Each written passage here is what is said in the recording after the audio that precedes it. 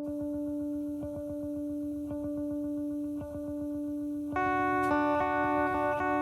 exactly what happens, right? You put together a business plan, you launch your business, and the first step out of the gate is you're gonna fall on your face. It's guaranteed. It's just what happens. You just pick up, learn why you fell on your face, and try not to do that again. This is Intentionally Ever After. Join intentional lifestyle coach Joe Bukartek for a series of personal conversations and coaching sessions with various people about how living with intention shows up for them.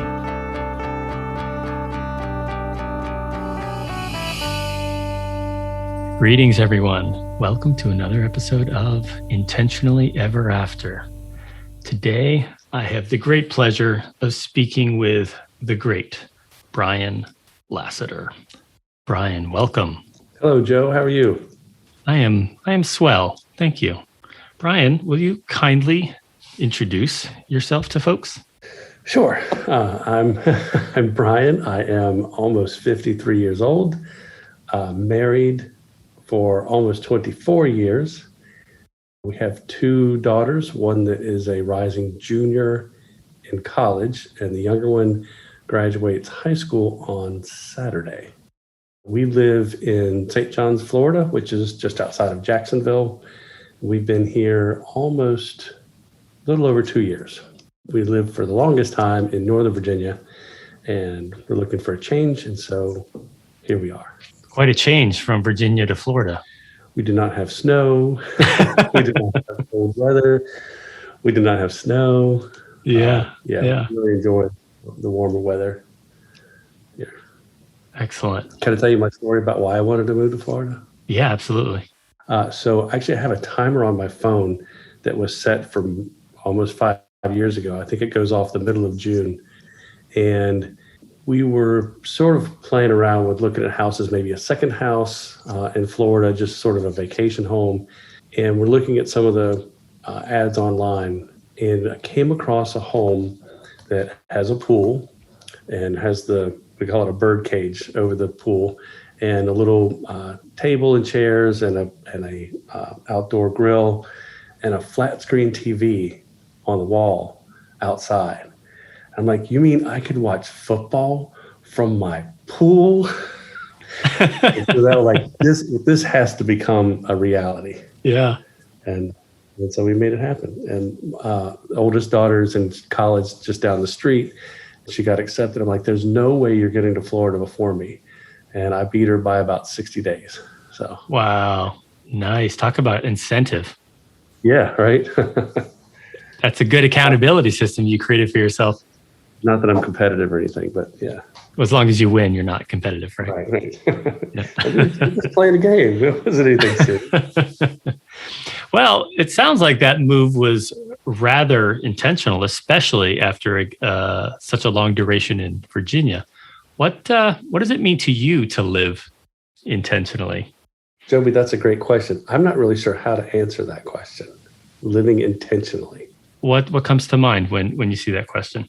Well, it's interesting because you mentioned there's definitely some planning that is involved in a move like that, right? Selling a house, buying a house, where are we going to work? How are we going to pay the bills? Those sorts of things. So there is some intentionalness in those kind of things. But on a day-to-day basis, I feel like a lot of times I just sort of make it up as I go along and kind of get lucky. Yeah. Yeah. Okay. So I don't start out my day with like journaling about these are the things I'm going to do today. This is what's going to guide me, through my day, that sort of a thing. I don't know that I really have that. Yeah. So it sounds like you don't really have a daily practice of intentionality or a daily routine or habit around the planning of your day to day. But It seems like you have a general idea of how you want your life to look. I would say so. Yeah, I can go with that. Okay. Yep. What's that based off of? Wow. There's a couple of things that come to mind when you say that. And this will sound very materialistic because it's the best example that I have. But at least early on, I think the word I would use is authentic. Things like even young, I wanted my shoes to be leather. I didn't want to have, plastic or polyester shoes. I wanted, there was leather, there was cotton, the true, authentic materials, not some space age, plastic stuff or whatever plastic seems to. Yeah. Some polymer. Yeah. So take me back, you said early on. How early on are we going here? At least high school, if not before.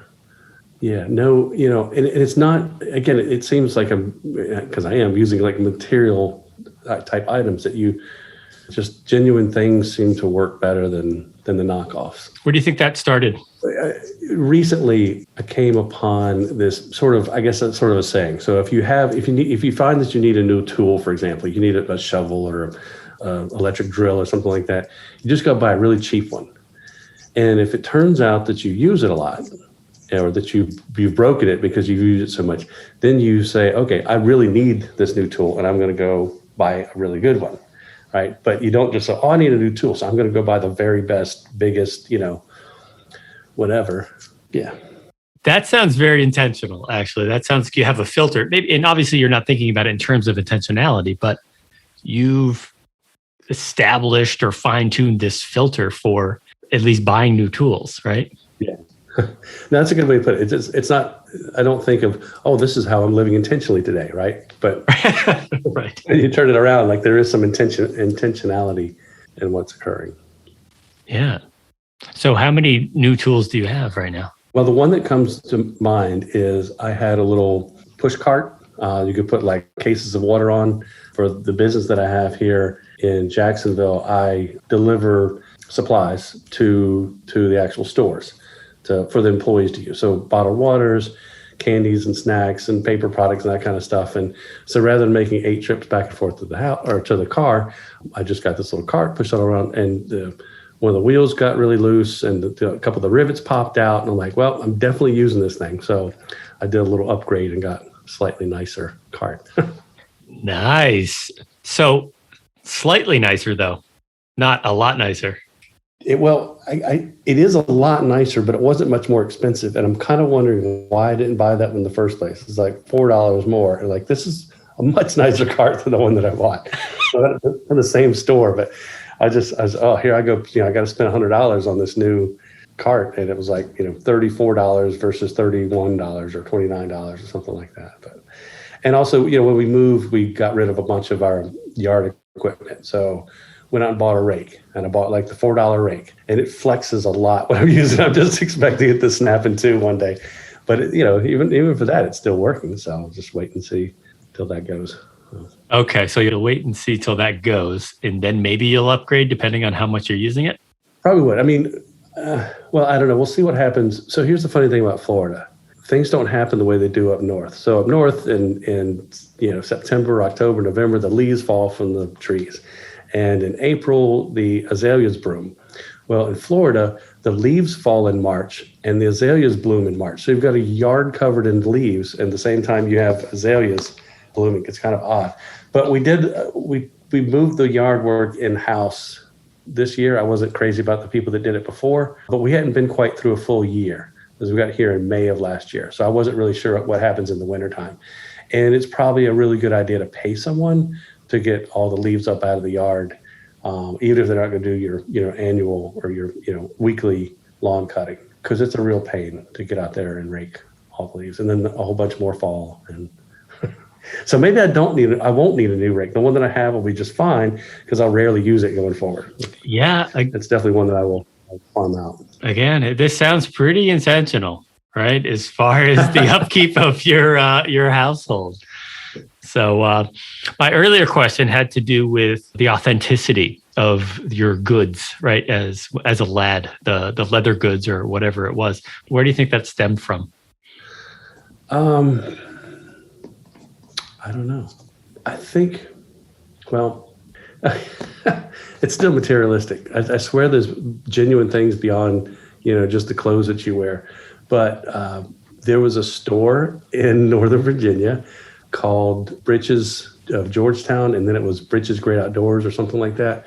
And they had really nice, this is the mid 80s, so really preppy clothes, but they were really good quality clothes, made in America. They went downhill and eventually went bankrupt, but that was sort of like, I guess, something that I sort of associated myself with. I know was sort of the brand, and I'm like, this is, 100% cotton and just really nice materials. And I just kind of thought like that's what, sort of carrying that over to other parts of my life. Like if that's authentic, then other areas of my life should be authentic as well. Yeah. All right. Now, will you reconcile buying a real crappy rake with having really nice shoes? Where did that disconnect happen? Okay, so let's do that. So, my first pair of shoes were probably a really crappy pair of shoes. As time went on, I realized I'm going to need shoes. And now shoes are another thing too that I'll definitely spend money on. I I understand to some extent women's fashion, why they want to have pretty shoes, but I just don't know why they put themselves through the pain and suffering of wearing some of the shoes. Right. And they aren't comfortable typically. Yeah. Right. Did I avoid that one well enough? No. I think that was just fine. I think you tied it together more nicely than I thought it could have been done. What is one change in habit that has had an exponential payoff? A change in habit has had an exponential payoff. I should have done my homework. Do you currently consider that you have any habits? Yeah, I'm just trying to think besides things like, I would say, education has paid off very well. I don't know that that's a habit. Okay, so here's where I'm going to go with this. I was driving home one day, since we lived here in Jacksonville, and it just sort of like materialized in my head, the thought that the secret to happiness is loving everyone. And I mean everyone. So you go to the grocery store and you're at the counter and you're checking out, and you don't say this out loud because it'll throw you in jail, but you look at the person and you say, I love you. And it just sort of changes your attitude about how you interact with people, because you've heard people say like everyone's fighting their own battle. You don't really know. So if they're having an off day, they're always grumpy. You don't really know what's going on in their life, right? Maybe they're in a really abusive relationship. Maybe they're caring for a child or an adult has serious medical needs, and it's just like it's been a really rotten day. Maybe they're just a genuine jerk, right? But chances are there's something going on in their life that they're dealing with, and so you give people a little bit of leeway. But and I don't do it constantly, but I really try, like especially as I leave the house, like I'm going to interact with people today, treat them as true humans. So along with that, there is and I'll bring it back to the question, I promise. There is a book. It's actually 3 books, a trilogy. And it's the first one is called Getting Out of the Box. And it's the first, it's sort of the middle. It's sort of the Star Wars, they started kind of in the middle and they went back and went forward. So start wherever they want, yeah. Yeah. So the first book, you read the first book and it's about the situation. And then you read the second book and it's about how you got into that, or how these people in the book got into the situation. And then the third book is where you sort of apply it more and more to yourself. And it's told as a story. And so it's an interesting read to go through. And it's a guy who works, he's starting at a new company. And one of the things that he's a sort of senior leadership position, and he goes through this training with the CEO, and they spend a whole day together going through this stuff. And really, so the bottom line is it gets back to this, the idea that the people that you're dealing with are human beings, they're real people, and they're not objects. And when you start treating them like objects, then you're not seeing them for who they really are. So he had some stuff written on the whiteboard, just a quick example from the book. And his secretary erased everything from the board. And he gets all mad and he just, gives her a new one, right? Reams her a new one for writing all this stuff off the board. That was really important stuff. And the CEO he's explained to the CEO, and what's your secretary's name again? And he doesn't know. Like he's never thought of her as a real person, Wow. Just as an object, someone who's supposed to, set up his meetings or pick up his dry clean or whatever she's supposed to do for him. And so he sort of unravels this thought about how he really sees people as objects that are there to serve him in some way and no connection to who they really are. And then he kind of put it where you're saying, you're putting people before you, like, what can I do for you? And thinking that way it helps you out tremendously. You wind up being better off than you would have been if you just gone in there and say, give me this or give me that. So like, with my employees, my role, I'm not there on a daily basis. I don't need to be. If I were, I'd be in the way. So my role is to find out what do you need and what can I get for you, and so that they can do their job and focus on that and not worry about, we don't have any more bottled water, or, I have to run out on my lunch break to get paper towel for the store because, old man Lassiter's just down there playing golf all the time and doesn't care so much about, what we're doing here. So sure. Can I tell you about the book, what the book is? Yeah, please. Okay. So the first one, or the middle one, but the first one that you read is called Getting Out of the Box. As you can see there. So it's by a group called the Arbinger Institute. And then there's one on either side of it. So if you find that one book, you'll see the other ones. Again, it's just kind of a fun read, a good read. Yeah. There's another book along the lines of helping people and giving them the support that they need. And that one is The Extreme Ownership by Jocko Willink. Everybody's read that one. And that one is, I say everybody, but I shouldn't assume. Many. That one, again, he was a Navy SEAL, right? So his job was like to get his men what they needed so that they didn't die when they were in Iraq. High stakes, yeah. So they can complete their missions. And so that was a very, if there's no bottled water in the store, that's no big deal. If you get shot because, you didn't have or get killed because you didn't have the right protection, that's a whole nother story, right? So I guess to get back to your question about what's been an exponential payoff and is the practice. I certainly am not perfect at it, but to try to think of others' needs and what I can do for them, treating them as real people, and that they get what they need and I get what I need. And a lot of times it pays off. Sometimes it doesn't, right? Some people are just takers, right? So you help them out, but you never kind of. And a lot of times when you get what you get back, it's not immediate, right? It's just sort of, by helping take care of them, makes their day easier. They can work better. The store does better, right? And that's the benefit that I get, right? Instead of going in there on a daily basis and trying to micromanage and tell them all, you're doing this wrong, you're doing that wrong. It doesn't tie into that. But another area is I always like to look forward and try to solve for the future, if you will. So if something goes wrong, you address it, you fix whatever's broken, but you don't spend a lot of time, okay, who are we going to blame for what went wrong, right, last week? There's okay, something went wrong last week. We're not going to make that mistake again, right? And then we get better every day as we go forward. Now, if it happens the first time, I didn't know, or that's never happened before. So, but when it happens the second and third time or more than that, now you have a real problem. But yeah, well, the same thing still applies, though. Each time you have a problem, you need to figure out what are we going to do differently next time, right? For sure, yeah. For each new problem, right? It's just when they keep making the same mistakes, it's like, okay, we do have something we have to address, right? Yeah, or do something differently, right? Yeah.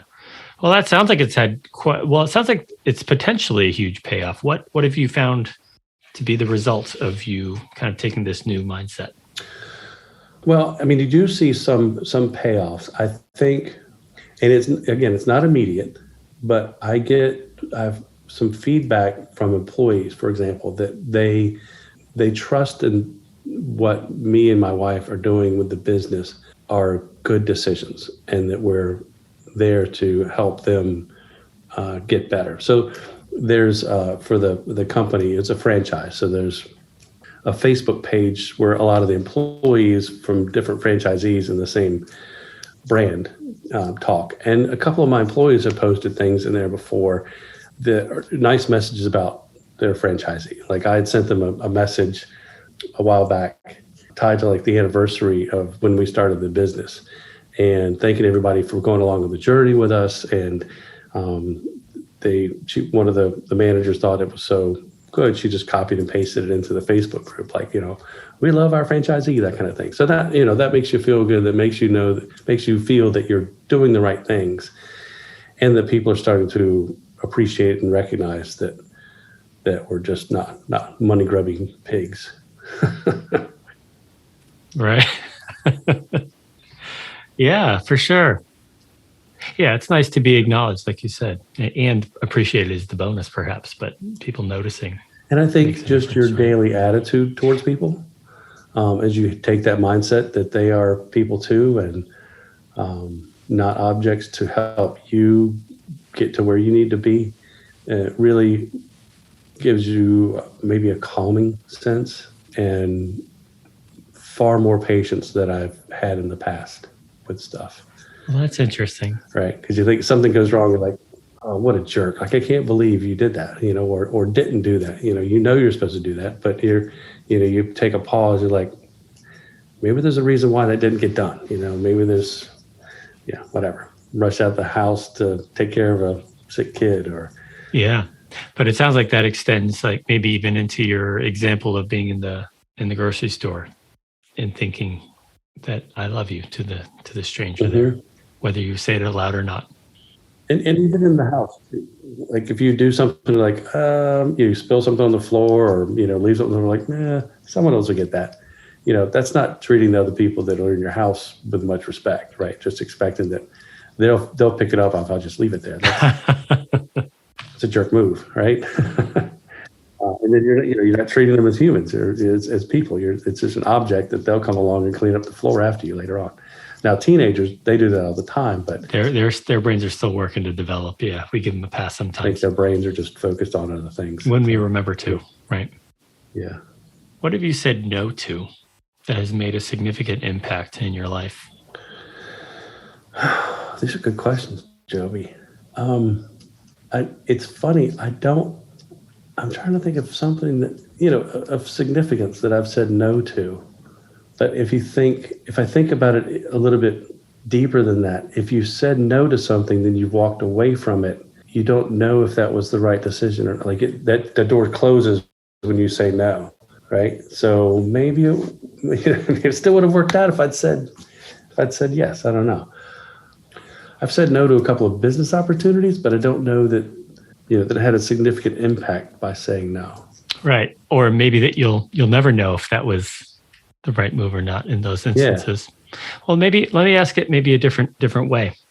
What decision have you made that has made a significant impact in your life? Has there been whether a major decision or seemingly minor decision, but a turning point? Can I say getting married? Is that too like? I mean, yeah, but I'm going to ask you to expound upon it. So be prepared. Yeah, of course, right? No, there's nothing to say about that. Just got married now.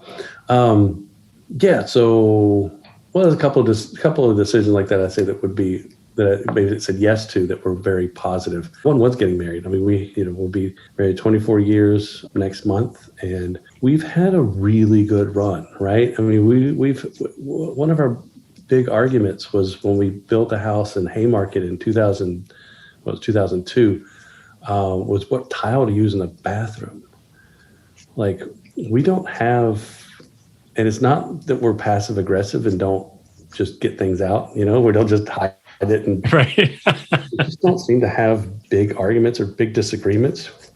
And I think it just makes the energy that we can put together, the positive energy that we put together, because we're not spending so much time fighting about little things or even big things. I think it's just maybe part of what helps us move forward and be that much happier. I mean, it's funny, pre-COVID, and we're not talking about that today, but sometimes I would come home and I'd just be kind of down, like, oh man, what a day, And there's my wife, maybe it's at the point 18, 20, 21 years. And she's like, hi, honey, welcome home. Like, how are you that happy to see me? But it's awesome. I mean, it's just to have someone that excited to see you. And it just really makes so many things work well. Again, I would say education. I mean, decisions to go to college and business school, that kind of stuff has really made a difference.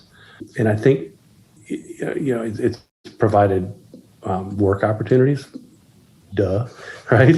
But I think it's just sort of, I think it does two things. One is it's kept my desire to learn going, right? I'm not someone who's just like, okay, done with college. I don't have to learn anything else, right? I mean, most of the books that I read are not self-help, but ways of improving your life and how you live it, kind of things. Which maybe that's self-help, I don't know, but it's not Dr. Phil. Well, the term self-development maybe gets at it a little more than I need help. Yeah, developing yourself better. So you understand how much you don't know when you know, a lot of people, there's a saying in there somewhere too about how people, they kind of stop learning and they think they know everything, and they're the ones that really don't know much at all. The ones who do know something know how little they know, right? Because they understand the vast amount of knowledge that's available out there. So I think it's sort of a humble way of like, hey, I got a couple of degrees and I know a few things, but I don't really know much of anything in terms of the broad spectrum of things that that one can know about. So how has that shown up for you, maybe, as someone who it sounds like you're open to the idea that you don't know things? How has that helped you, do you think? You'll talk to people sometimes and they'll be very, this is the way it is, and it's the only way that it could ever be. And typically those people are very wrong. Right? There's no sort of leeway for, you know what, I was wrong that time. They're always very, whether it's politics or, sports or whatever, it's, and you're like, you hear them talk, you're like, you really don't sound very intelligent when there's no leeway for, other opinions or views, or statistically speaking, they're typically wrong. But so I just, sometimes you go into things just like, I'm going to take this approach as though I don't know anything and start from there, right? Don't go in with the preconceived notion. I was talking to someone just yesterday about something like, okay, explain this to me as though I have no idea how it works, right? You have some idea, but you go back to the basics. There was a question about the AC unit that we have that asking the guy, there's condensation outside. So you do a quick Google and like, hey, there shouldn't be condensation here. Like, tell me why there shouldn't be condensation. He, runs through the stuff like, okay, not only am I not coming to this with like, well, there's not supposed to be condensation, so you better fix my unit. It was much more of a, explain to me how this all, works. And I accepted his explanation, and now I'm smarter and I don't have to pay for a big repair. That was not. Right. Yeah. And it sounds like it ties into your earlier idea of humanizing the person, right? I don't know if you happened to tell him in your head that you loved him beforehand, but it sounded like you at least were treating him with respect. Yeah. I mean, he's the expert, right? He knows how this stuff works. So, well, it sounds like it's serving you well to be open to that idea, whether it's by reducing yourself to knowing nothing about it or just humanizing the person. Yeah, I mean, even just doing that, just so like, I'm going to sort of go into this, like, you're open to learning. You're open to absorbing what's happening when you go in saying, whether it's, I don't know anything about it, or I know I don't know everything about this, or I know I only know little. But a lot of people will take like whatever little bit of information they have, like, yeah, this is the way it is. Right. And don't get very far. So sure. Well, they don't get to be where you are or where you're going. So where are you going? What is what's next for you? I'm kind of in a good place right now. So I don't see a lot of changes in the next few years. There's no major, accomplishment. I know my wife wants to start traveling some more, and I'm like, I kind of like having to be stuck at home, and I really enjoy the travel too, right? But I mean, it's just nice to just sort of not for a while. Got one kid in college, the other one headed there, so that, who knows what kind of wrenches that'll throw in, but the business for another 10 years, if it continues going and growing like it is right now, would be a really good place to be. So we really like where we are physically, where we're living. And so, no major milestones or goals or that kind of stuff. But although... it sounds like no major adjustments. No. Yeah, I think if we sort of, can retrench and enjoy this for a while, it'd be good.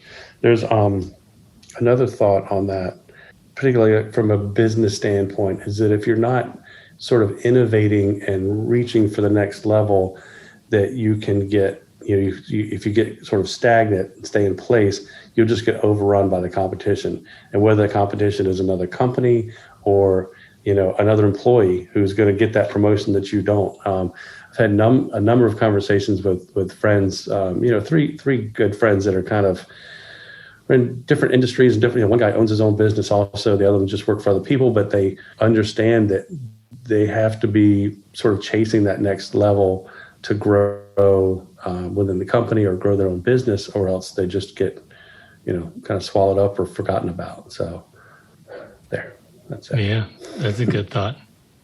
Who is someone you admire, and what do you admire about them? So I'm not a huge, I'm not going to say, I'm trying to think of somebody off the cuff to use it, Lindsey Buckingham or Bo Jackson or something like, some of the, a lot of people would know. Great examples. I think, they're more personal to me. And so if I have to pick one person, I would say my grandmother on my father's side.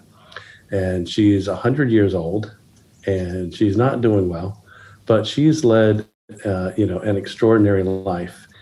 And she is a really good person. And when Tammy and I were dating, she met her. And I asked her, I was like, really, really, really want you to meet my grandmother. I want you to come down to North Carolina and meet her. I was like, she is just like the best person. She's like, and I said it kind of tongue in cheek. I was like, she's like our Mother Teresa. She helps everyone, does everything. She is a very religious woman, and she talks the talk, but even more so, she walks the walk. I mean, she is a child of God and just very helpful for other people, for her family members. Two examples. So when she was young, she was one of like 12 kids or something. She was always in the kitchen. She was making biscuits. We estimated at one point how many hundreds of thousands of biscuits she'd made in her life. But, they made biscuits at breakfast, lunch, and dinner. And that was her job, was to make the biscuits. And so there was a few summers when I was a teenager, and I went down and spent anywhere from 2 to 6 weeks living with my grandparents in North Carolina. And my grandfather ran a store. He didn't farm anymore himself, but the neighbors farmed, and they raised a lot of tobacco. And so, I would help out. There's 3 or 4 summers that I helped them. And my grandmother, she helped out also, right? So she gets up in the morning and she makes breakfast for me and my grandfather, and then she goes out and works. The job that she had helping out wasn't nearly as labor intensive as the guys that are in the field, but you're still standing on your feet in 100-degree weather. She's in the shade, but it's still pretty hot, right? And then lunchtime comes, right? So she goes into the house and makes lunch for me and her. And then we go back out, we work the afternoon, and we come back in, and she makes dinner for me and my grandfather and her. And, she's made biscuits at breakfast that we had leftovers at lunch. And then she made all new biscuits again at dinner, along with everything else. And then, at night we're sitting there watching TV, whatever it is. And she's over there shelling peas or, snapping beans or something, that she got out of the garden. So she's just constantly doing stuff.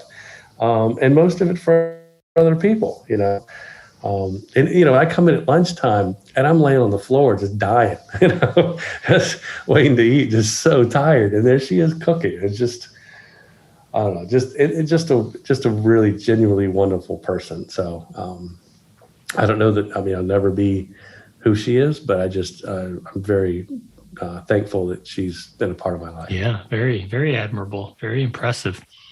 Is there a part of her that you think of when you think of who you want to be? Well, she gets back to that genuineness, the authentic aspect that she was. I felt a very genuine person. She wasn't really gossipy, didn't have any vices that I knew of. I was a regular church goer. Their family donated the land that the church sits on that they go to. But yeah, I would think the authentic life that she's led has been a big influence on me. What do you imagine some people admire about you? That I'm funny. Some people. Not many. They probably just tell me that just to get me to shut up, right? Now, I don't know. I would like to think that people think that I'm trustworthy and, a good person. I remember when when I applied to business school, I had to get two recommendations from, I know one of them was a colleague and the other one was a supervisor or manager. And so they wrote the letters, and the letters went directly to the school, but they, I guess, just out of politeness, whatever, sent me a copy of what they had submitted. And I was just taken aback by all the good things that they had said about me. That on one hand, I'm kind of like, well, why don't you tell me that on a regular basis? Maybe, but, just, genuinely, things, positive feedback, I think that I got. So, yeah, I think being trustful and, a good person. Yeah, those are good attributes. Not a jerk. What other thoughts do you have that you would like to share, either directly or indirectly related? So I mentioned before that what have we decided is self-development is where Right. Mm-hmm. Yeah. How much time we have? Two things. So one is, we'll plug another book. Plenty. This one is called Thinking in Bets by Annie Duke.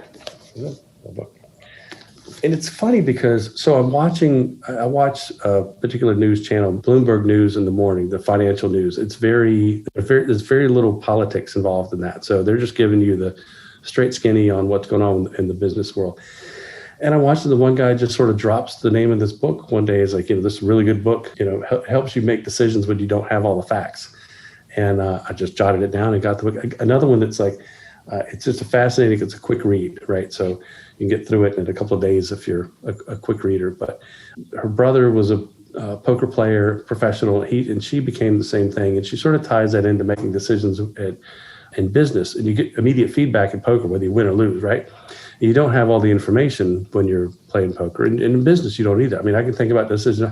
I couldn't tell you a time when I had all the information I needed to make a decision, right? There's a lot of sort of guesswork in there. And anyway, I'll make it short, but she's like, you look at things that when things go well, people tend to they think that what they did had more to do with it than luck, right? And that if things go wrong, well, I just didn't get lucky today, right? Or the referee is, calling us for holding every time, and finding some way to blame what happened. Right. And she's like, luck plays a big role in a lot of the stuff that happens. And there's things you just can't control. And so you have to, face that fact. But she puts this little spin on it. And she says, people have very high opinions of what is right, what's wrong, what's going to happen, what's not going to happen, why it happened, that sort of thing. And she has this one little phrase. She says, want to bet? And so just by saying that, you're like, all of a sudden, things aren't so black and white anymore. They're somewhere in the middle. Like, all the Patriots are going to win the Super Bowl this year. They've got a perfect record going into the Super Bowl. This is going to be awesome. And, and then you stop and you say, want to bet? And, are you 80% sure? Are you 60% sure? Like, how really sure are you? And there's actually some studies that she cites where people were given money, just nominal, $1 here, 50 cents there. And when they had to put the money down, it wasn't even their money. They were much more conservative in how likely they thought the outcome was going to be favorable. So it just sort of gets you thinking in that mindset that you don't have to have all the information, and you don't need all the information, but to make business decisions. And you make a decision and you move forward. You don't sit and plan and never actually do anything. You do something. And then based on that, you get feedback. Okay, was that a good decision? Was it the best? Should we make a little tack this way or tack that way? Mike Tyson says, everybody has a plan until they get punched in the face. That's exactly what happens, right? You put together a business plan, you launch your business, and the first step out of the gate is you're gonna fall on your face. It's guaranteed. That's just what happens. You just pick up, learn why you fell on your face, and try not to do that again. I just thought that was an interesting book. That was a fun read. And the last thing I'll talk about is I consider myself, maybe I should have mentioned this at the beginning, I consider myself to be a practicing Stoic. So I have a philosophy on life, and that sort of aligns with the Stoicism. And So we just sort of think about things as reality, and we are where we are at this juncture in life because that's where we're supposed to be at this juncture in life. And we can't say, I wish I were there and I wish this had happened and I wish that hadn't happened, because it was supposed to happen that way. And so, one of those things is the obstacle is the way. And believe me, I've used that a lot over the last couple of years, that, you sit and you complain. Some people sit and complain that, oh, this is such a hard thing to get through and to do these things, and I wish it were much easier. It's like, this is the way it's supposed to be, right? The obstacle that's in front of you is there because it's supposed to be there. Yeah. And there's one last thing on that. So there's a thing too, that you prepare yourself for what may come someday, so that when it happens, it's not so awful. So you think about like a vaccine, like you get the flu shot, it's got a little bit of flu in there, right? To sort of prepare your body for what might happen if you come in contact with the flu, and you're better prepared to fight it, right? So one of the examples is if you have children, you think about, not at great length, but you think about the possibility that they could die before you do. Like, and how awful would that be to have to live through that? And, you spend a few moments, maybe 10 minutes, thinking about how tragic that would be and how it would affect your life and those around you. God forbid that ever happens, you sort of, have some idea that might happen. I'm sure you or anybody listening has had relatives that have passed away. And some people take it okay, and other people absolutely lose it. Like, they never imagined that their 87-year-old mother would die. And because they have never prepared themselves. So when that actually happens, they can't cope.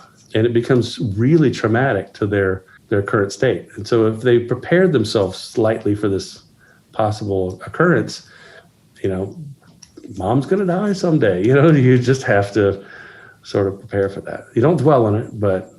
Well, that's interesting. So I think this is a very interesting topic that you're bringing up. I got this book recently. It's called Is Death Really a Mystery? Ooh. And actually had the opportunity to attend a reading of it by the author. Before you ask how it was, I ended up going to the swimming pool instead with my family. So it was probably really great. But the idea of, death being so taboo for our culture for the longest time, we really avoid thinking about it.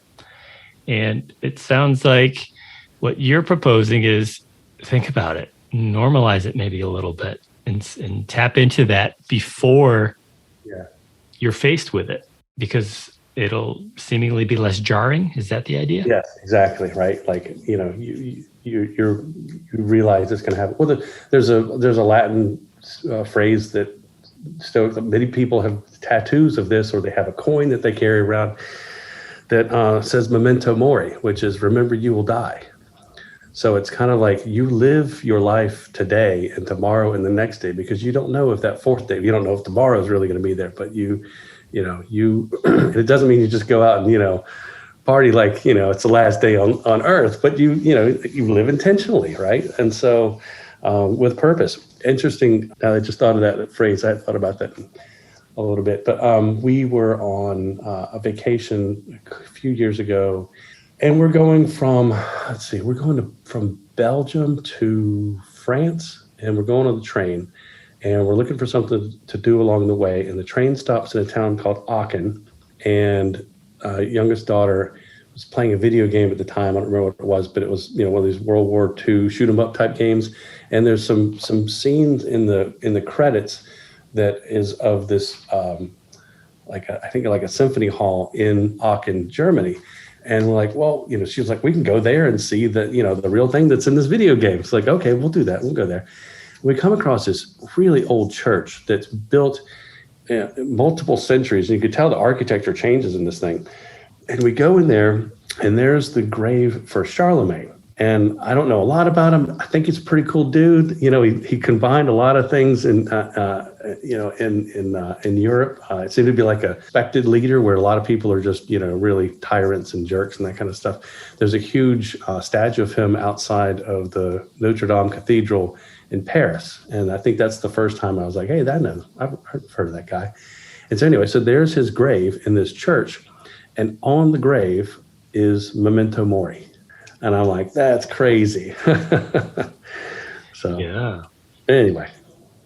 So how do you propose, because this sounds like it's almost like a habit of sorts that you kind of integrate the thought. So what would you suggest people do to kind of go from not thinking about it at all to the point of actually avoiding thinking about it into maybe normalizing it? What would you propose? Read the Meditations by Marcus Aurelius. It's like they're actually just little like journal notes to himself. It's very small. You can read it in half a day. And there's some times, and I'm not going to go to the bookcase and bring it down. I've got a few things that are highlighted, but it's like you stop reading, you're like, wow, he just totally dropped some knowledge, like it really, like, I don't know, just kind of, it really hits kind of deep. So, yes, if you want to be a practicing Stoic, that's a great place to start. But I just think it lends itself to a good way to live your life. That that is living intentionally. That's living in the moment and making the most of each day, because you don't know if you have another one coming, and you don't dwell on that. But you can't. One of the things that really fights is like, oh, when I retire, man, I'm going to live it up. I'm going to have my money in the bank, and guess what? You're going to have a broken hip. You're going to have poor health. You don't know what's going to be wrong. Again, I'm not saying drain your 401k and go crazy, but at the same time, if you're waiting to go live your life, you're doing it wrong. I think that's a great note to end on before you say anything that's less poignant. But I want to thank you very much. My pleasure. For dropping the knowledge, sharing the wisdom and your perspectives. I appreciate connecting again at this level. I hope this doesn't wind up on the cutting room floor. Yeah, I hope not either. No, this is good stuff. But thank you truly. I appreciate it. Pleasure. See you, Joe. This has been Intentionally Ever After, hosted by intentional lifestyle coach Joe Bukartek. If you would like to have your own intentional conversation with Joe on or off the air, visit intentionallyeverafter.com. Thanks for listening.